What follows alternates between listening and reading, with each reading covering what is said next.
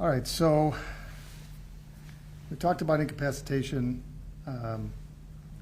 What you don't talk about is whether or not the, do you have an opinion on whether or not the drive stun can cause bodily harm in a situation where a person has taken an officer's taser, as in within a foot or two of the officer?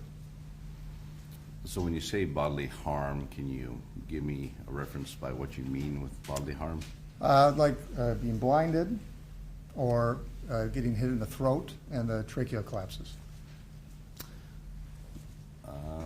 I would assume that those things could be possible with that taser and drive stun.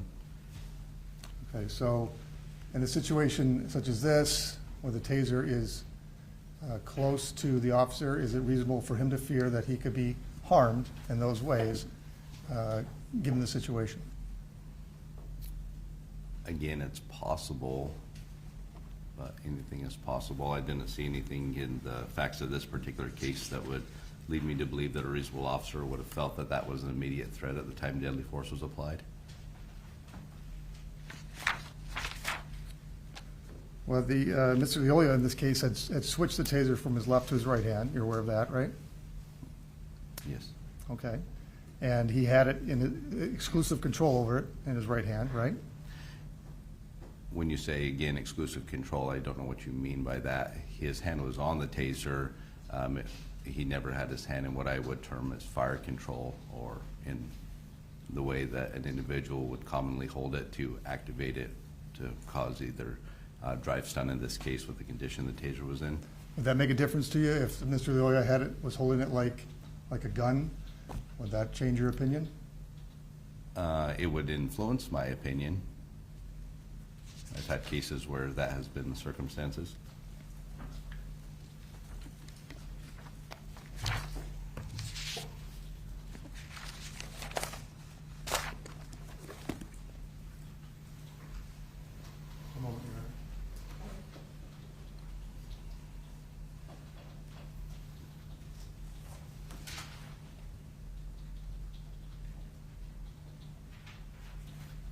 Nothing further, thank you, Your Honor. You kind of made right to one opinion. You said one of his questions was that, well, your opinion is based on the taser's not in a condition to incapacitate him. And you said, well, that's part of my opinion why the use of force is not appropriate here. What's the other part, I guess? What is missing out of that opinion? It's not just the taser. What else is there? So when we talk about any application of force within policing, it's based upon a number of factors. One is proportionality to the resistance or threat that an officer perceives. During this entire instance, while I talked about the other applications of force that a reasonable officer would have used throughout this situation as it unfolded, the primary form of resistance that was demonstrated by Patrick Lyoya would be classified as resistance.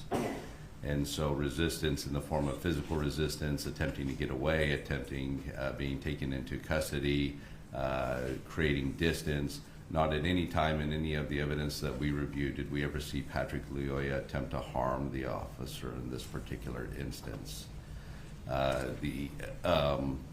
As noted, Patrick Lyoya did grab a hold of the officer's taser, and there was a struggle over the taser in this instance.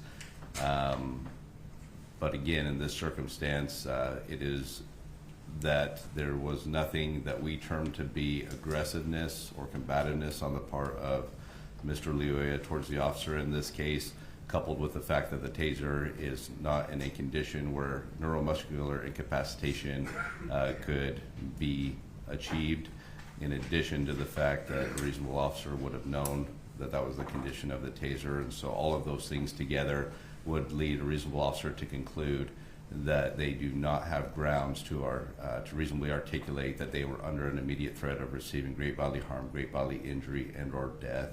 Therefore, that classifies the application of deadly force in this instance as unreasonable and excessive. Thank you. Anything further? Some more questions, Your Honor? On that? Mr. Bloomfield, does an officer have to wait to be harmed before he acts? They do not. Okay.